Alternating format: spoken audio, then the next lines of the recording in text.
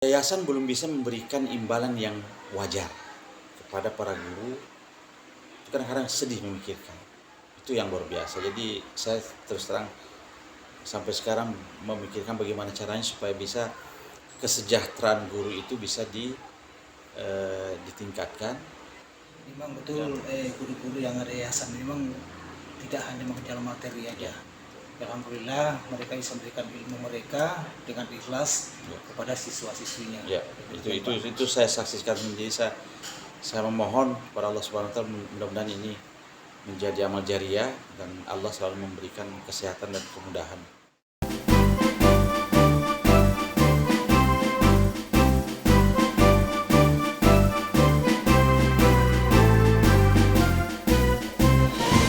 Bismillahirrahmanirrahim. Assalamualaikum warahmatullahi wabarakatuh. Pada kesempatan ini telah hadir bersama kami di sini di Yayasan Al-Husniyah, Bapak Ketua Pengurus Yayasan Al-Husniyah untuk berbincang-bincang demi Al-Husniyah ke depannya. Baik, selamat siang Pak. Selamat siang. Assalamualaikum warahmatullahi wabarakatuh. Dalam kesempatan ini ada beberapa hal yang mungkin perlu kami tanyakan kepada Bapak berkenaan dengan profil Bapak, mungkin termasuk juga Yayasan Al-Husniyah. Nah, yang pertama mungkin Bapak bisa sedikit cerita tentang profil singkat. Ya, terima kasih. Ini kesempatan baik ya. Saya lahir di Pulau Kijang. Di usia 11 tahun selesai SD, itu orang tua mengirimkan saya ke Gontor, Jawa Timur. Itu tahun 69 ya. Kemudian di Gontor lanjut ke Jakarta. Nah, pada tahun 75 saya mendapatkan kesempatan untuk melanjutkan pendidikan di Jeddah, yaitu di King Aziz University atau Jamia Malik Abdul Aziz, Universitas Raja Abdul Aziz di Jeddah. Dan setelah selesai di situ saya lanjutkan di master di Ummul Qura University di Mekah. Setelah selesai itu, tahun 82, ada kesempatan untuk berkarir di kedutaan. Dari sekian banyak yang ikut tes, alhamdulillah saya salah satu terpilih untuk berdinas di kedutaan. Waktu itu kedutaan masih di Jeddah. Saya masuk di situ tahun 82 di atas perdagangan di Jeddah. Kemudian sampai tahun 85. Pulang sebentar, ternyata tahun 85 itu semua kedutaan yang awalnya semua di Jeddah itu dipindahkan ke ibu kota. Jadi sejak tahun 85 akhir saya ditugaskan lagi di Kedutaan Besar Republik Indonesia di Riyadh, ibu kota. Dari 85 akhir sampai 88. Bekas kedutaan yang ada di Jeddah itu menjadi konsulat jenderal. Nah, 88 selesai dinas saya di sana, kembali ke Jakarta. Pada tahun di Jakarta saya berbisnis.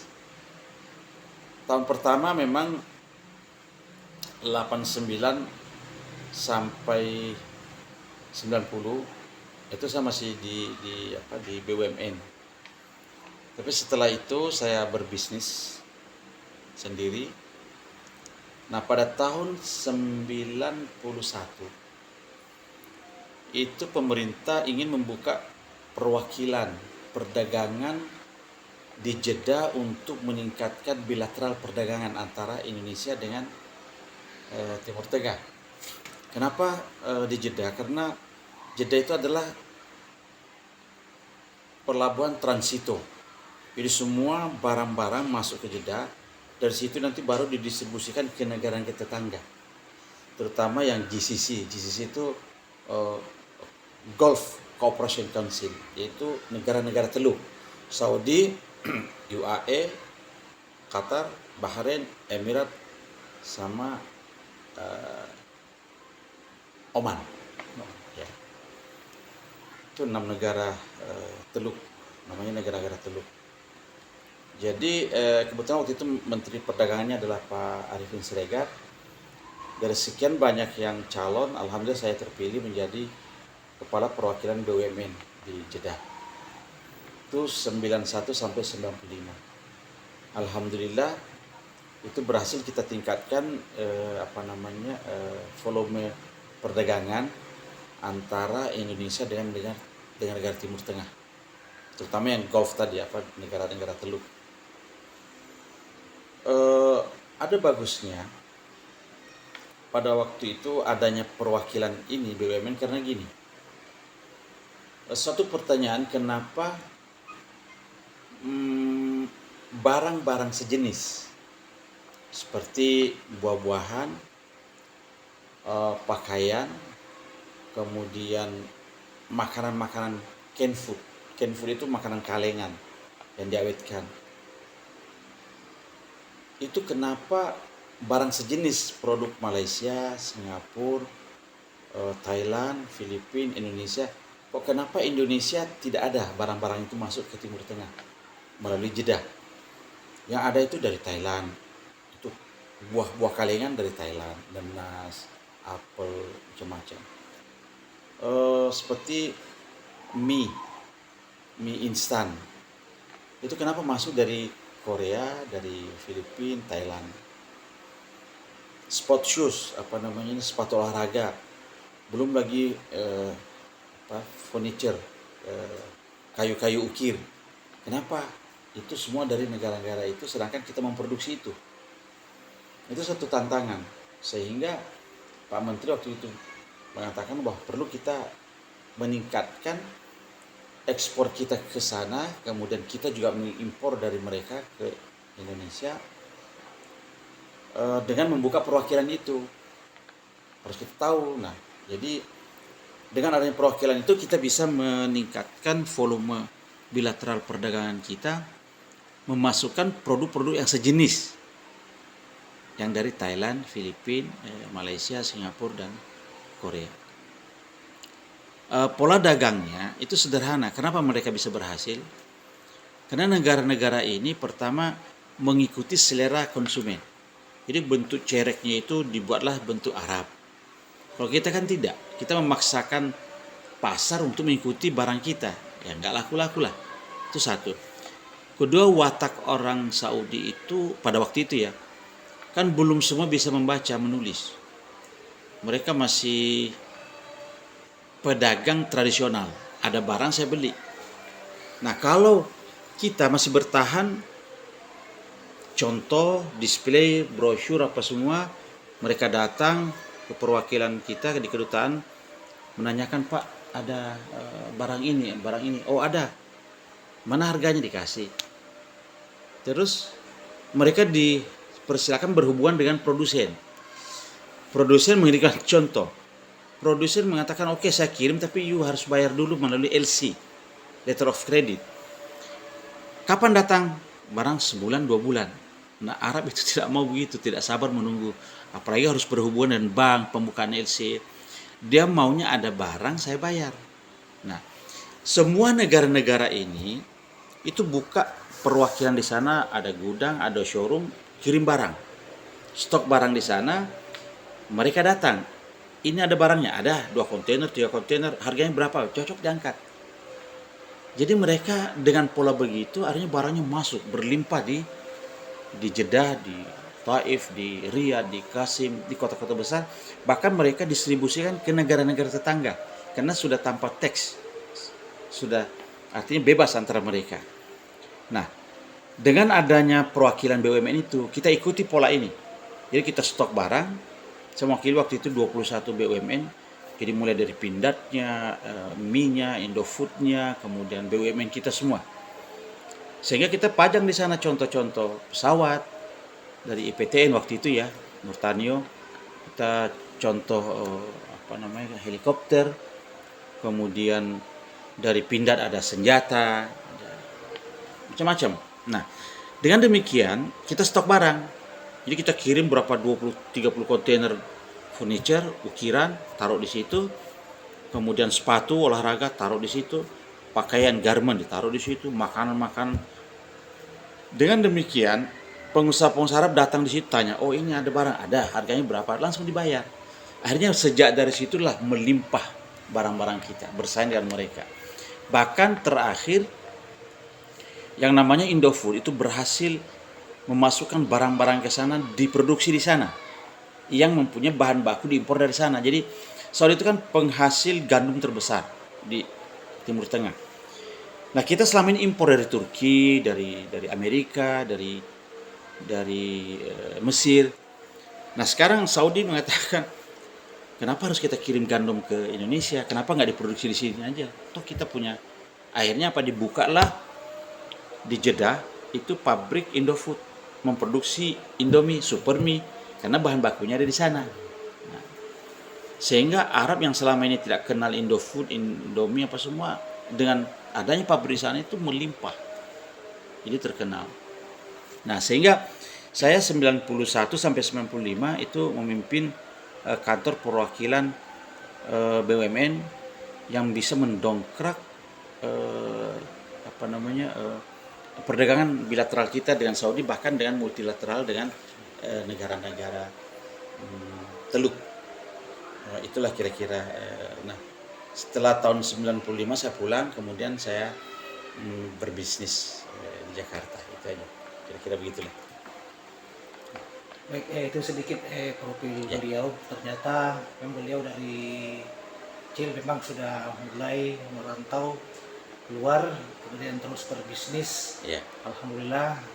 Nah, sekarang insya Allah mudahan beliau tetap sukses. Amin, amin. Nah, kemudian Pak, sini juga sedikit ada tentang bagaimana kesibukan Bapak saat ini. Jadi setelah pulang dari Saudi itu saya merintis usaha-usaha yang intinya ingin mengangkat daerah, kemudian kita pasarkan ke pasar internasional. Pertama kali saya melangkah adalah memproduksi ada namanya Indononi, itu berbahan baku mengkudu. Nah, kita olah menjadi minuman suplemen. Kemudian dari situ kita kembangkan menjadi shampoo. Kemudian ada kapsul. Kemudian ada sabun yang transparan. Kemudian ada bermacam-macam bentuk suplemen, kapsul dan tablet. Alhamdulillah itu berjalan beberapa tahun, dan itu mendatangkan bahan baku dari beberapa daerah. Jadi dari Jawa Tengah, kemudian Jawa Barat, termasuklah Sumatera, Riau. Nah, tapi pada waktu setelah kita launching oleh Menteri AS Hikam waktu itu sebagai Menteri pengembangan teknologi pengembangan teknologi, lupa saya. Nah, itu kan kita melakukan seminar nasional, diundanglah dari semua daerah, berkumpul di hotel Holiday Inn waktu itu, diliput oleh semua TV, dan saya kemukakan bahwa ini adalah penemuan baru yang harus kita kembangkan. Jadi ada Lula Kamal, ada Profesor Dr. Dadang Hawari waktu itu, kemudian ada Dr. Boyke, kemudian ada beberapa artis, Rina Hasya, apa semua. Itu kita launching, memperkenalkan Indononi. Bahwa Indononi adalah buatan Indonesia asli, berbahan baku mengkudu, dan bisa kita pasarkan, terutama dalam negeri. Dan waktu itu kita berhasil mengekspor ke Jepang, ke Korea, ke Amerika, Perancis, dan Belanda. Setelah bagus pasar dan harga bagus waktu itu, semua orang ikut memproduksi. Di mana-mana memproduksi yang namanya noni, macam-macam. Ada Java noni, ada macam-macam mereknya. Sehingga kita berebutlah bahan baku. Bahan baku berebut sehingga dari harga yang semula cuma berapa ribu, naiknya menjadi 3.000, 4.000. Sedangkan untuk memproduksi 1 liter liter minuman fermentasi kan butuh 14 kilo buah segar. Untuk pasar lokal tidak ada masalah karena bahan baku bisa kita ambil dari mana-mana. Nah, persoalannya adalah manakala ini diekspor ke Jepang, Jepang sudah mulai mengeluh. Kiriman sekarang kok berbeda dengan kiriman yang kemarin. pH-nya, moisturnya, kandungan airnya berbeda. Disangka kita tidak jujur dalam kualitas karena tidak standar. Ternyata setelah kita teliti, itu ternyata bahan bakunya berbeda. Jadi kalau bahan baku mengkudu itu dari Sumatera, dari dataran rendah, yang saya campur dari atau saya gunakan dari Jawa Tengah, Jawa Barat, dataran tinggi, berbeda. HP-nya berbeda, moisturnya, kandungan airnya. Jadi itu yang membuat persoalan. Sehingga Jepang bilang, wah nggak bisa, kita harus sama standar. Caranya apa? Kita harus menanam sendiri. Jadi dengan kerjasama sama Jepang, saya bukalah perkebunan noni atau mengkudu di Ciamas di Jawa Barat, Sukabumi, itu selebar 33 hektar. Setahun berbuah. Nah, ini sudah bagus ini bahan bakunya dari satu jenis hara, satu daerah itu sama. Jadi bisa terkontrol kualitas. Nah, ini juga berhasil kita ekspor ke Amerika, ke Prancis, Korea, Prancis, Korea, Jepang, dan Belanda. Nah, persoalannya sekarang adalah konsistensi kualitas. Kemudian terakhir, Jepang pinter. Dia bilang gak usah lagi mengirim yang barang jadi. Sebelumnya kan barang jadi kita kirim, labelnya dari sana, bahasa Jepang. Nah, dia bilang cukup mengirim dalam bentuk drum. Ternyata drum itu mereka olah di sana, bikin mie, dipasteurisasi, kemudian dijadikan tepung, dijadikan shampoo, dijadikan macam-macam. Wah, jadi kita tidak bisa lagi memproduksi yang sejenis itu. Kirim ke sana. Setelah itu juga pasar sudah mulai jenuh karena banyaknya produk-produk yang lainnya yang timbul. Alhamdulillah itu bisa berjalan beberapa tahun.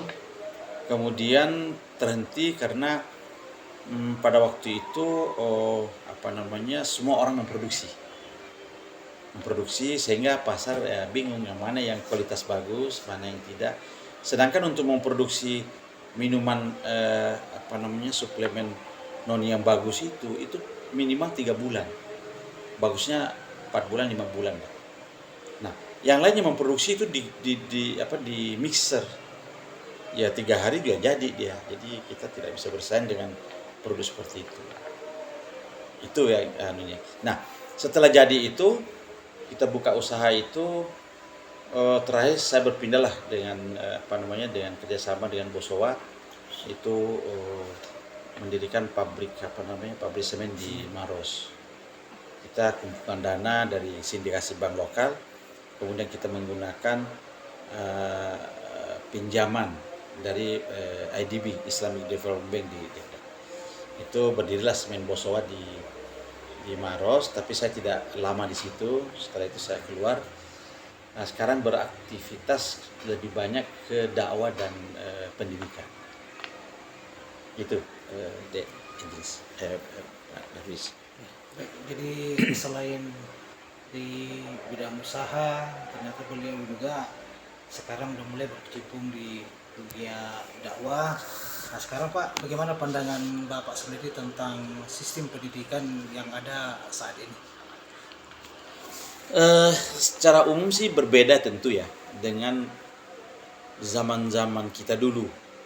jauh berbeda, karena sekarang kemajuan teknologi kan sudah demikian maju dengan adanya medsos, kemudian teknologi online, itu sangat berbeda. Jadi eh, di Jakarta sendiri saya mengurusi sebuah masjid yang di situ juga ada TK, SD dan SMP.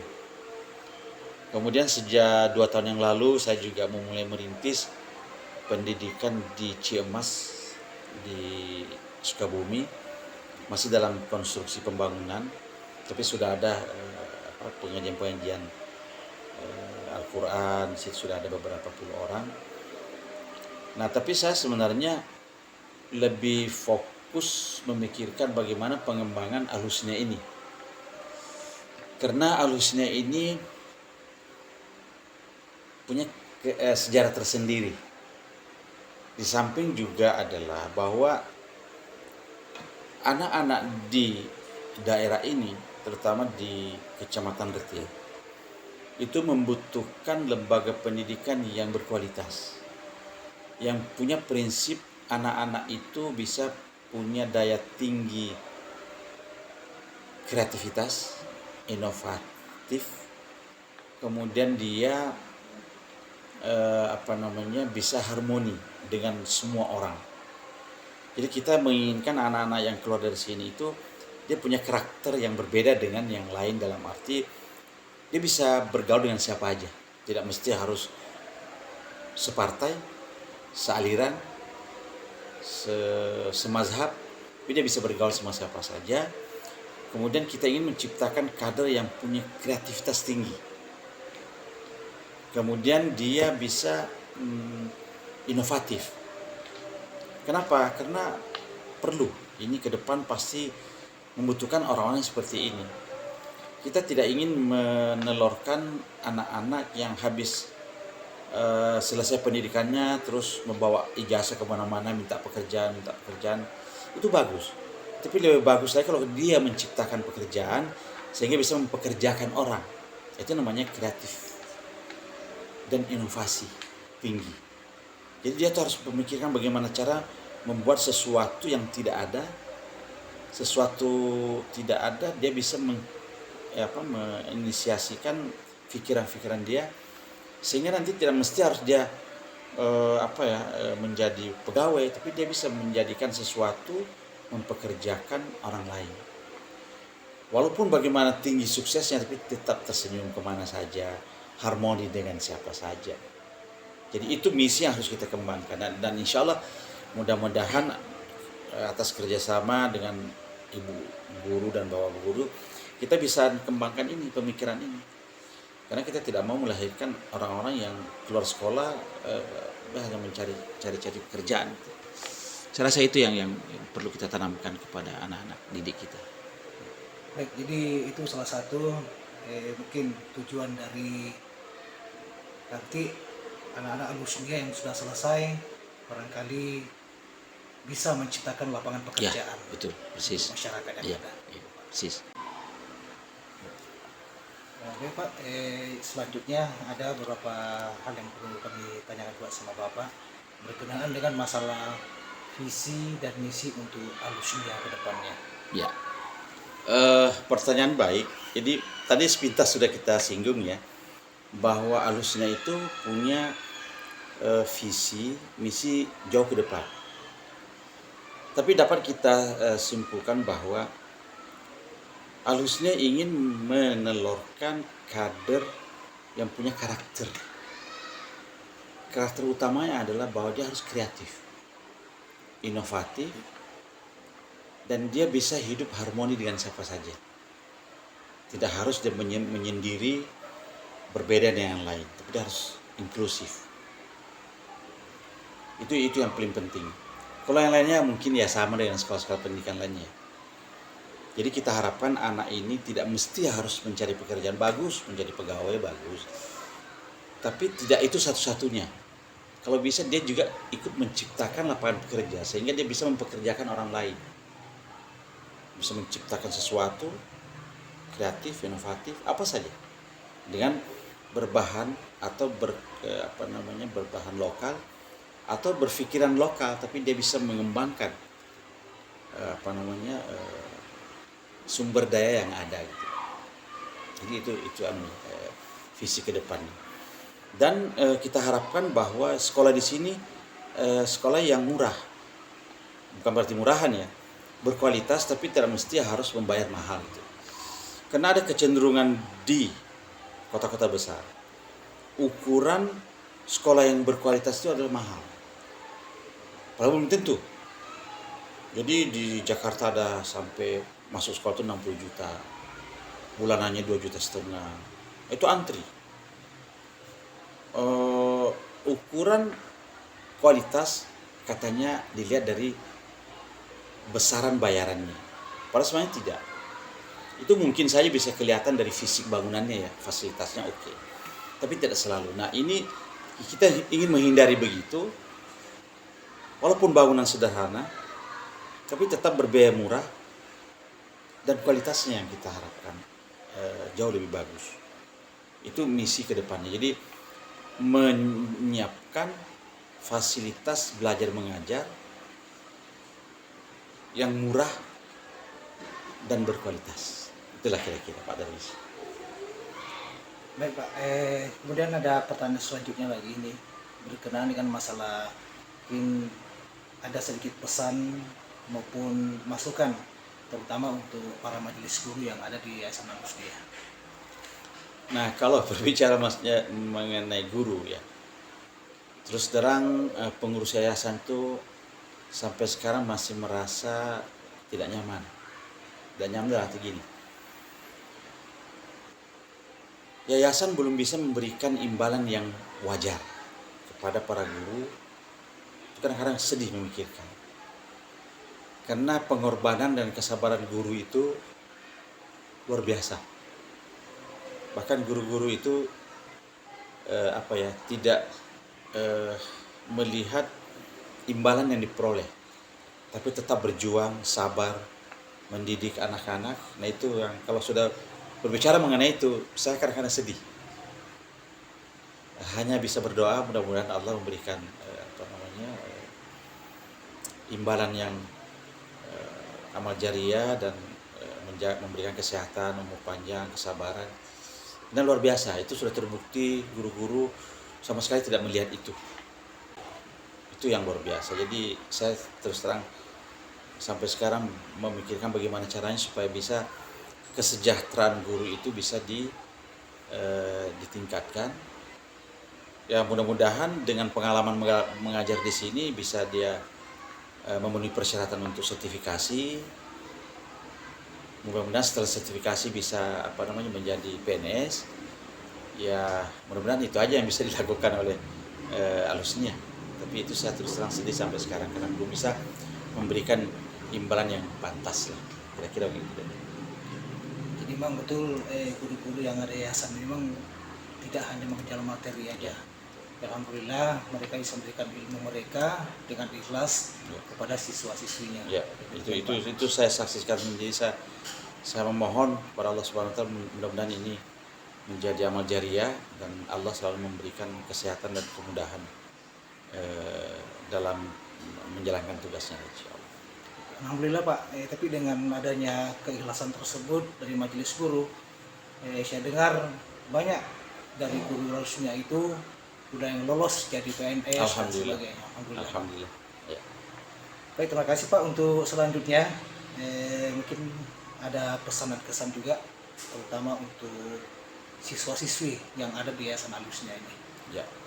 Ya kita bersyukur bahwa Al-Husniyah kan sekarang sudah ada kampus 1 ini, TK, SD, SMP dan TPQ-nya ya, MDTA ya.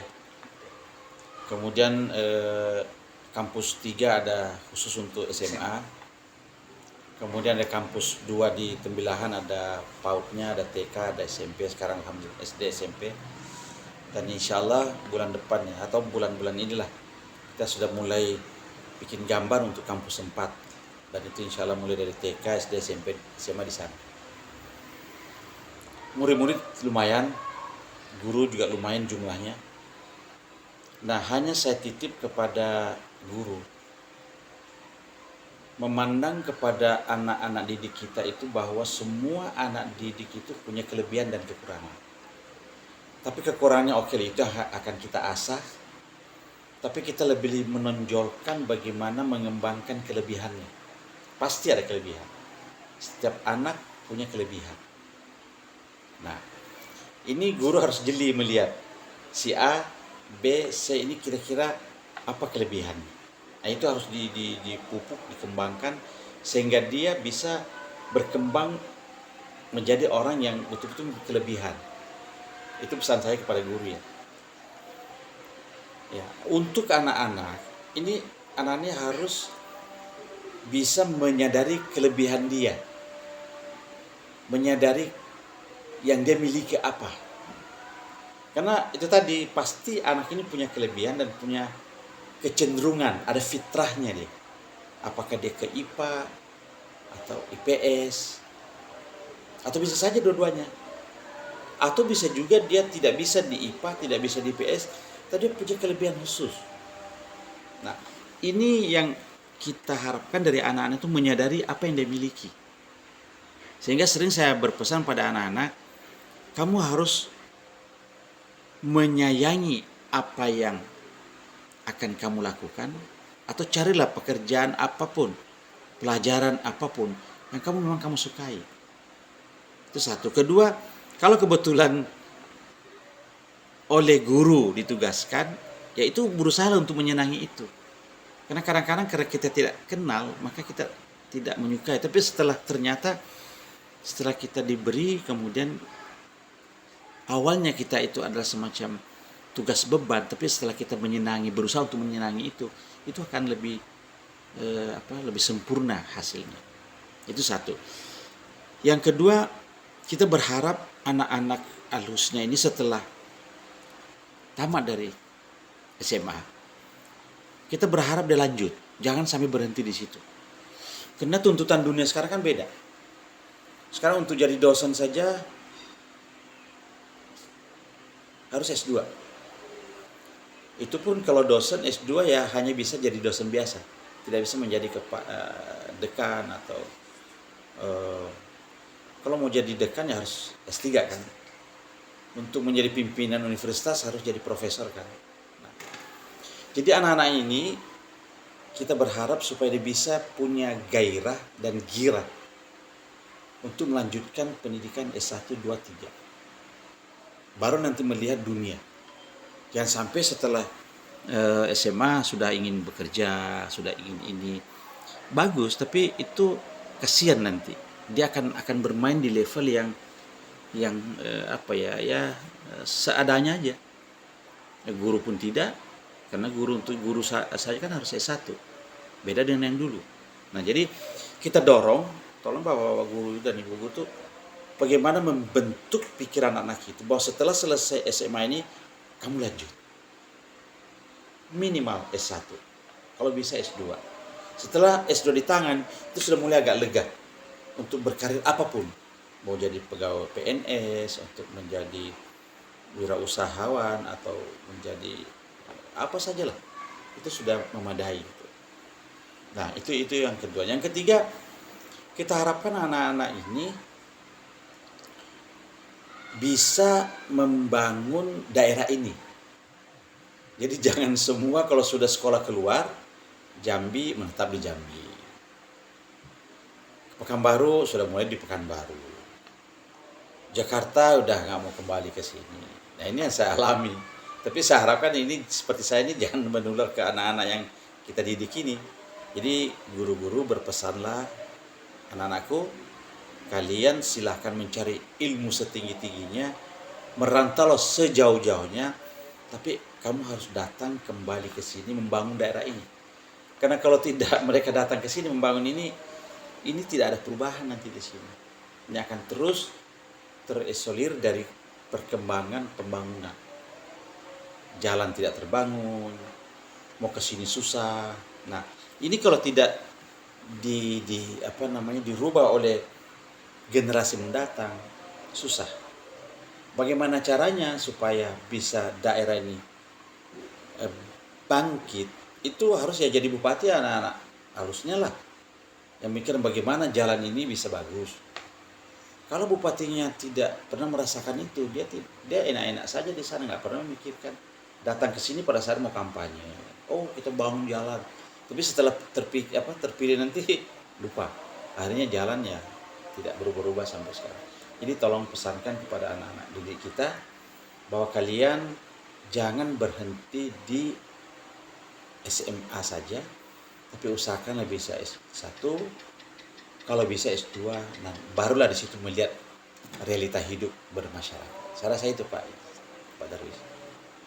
Nah, jadi barangkali seorang guru tidak hanya tugas memberikan ilmu, tapi juga memberikan dorongan kepada anak-anak itu Ya, untuk lebih bisa berbuat ke depannya, Betul. terutama untuk daerahnya sendiri. betul. Ya. Demikian wawancara kami dengan Bapak Habib Hussein, salah seorang daripada pimpinan Yayasan Al-Husniyah Kota Rote. Harapan kita semua ke depan mudah-mudahan Al-Husniyah ini selalu jaya. Amin, Jadi, amin. untuk kedepannya akan dibangun kampus 4 Insya Allah di Tembilahan. insyaallah di Tembilahan itu untuk tingkat SMA. Mudah-mudahan Amin. bisa terlaksana dengan baik. Terima kasih.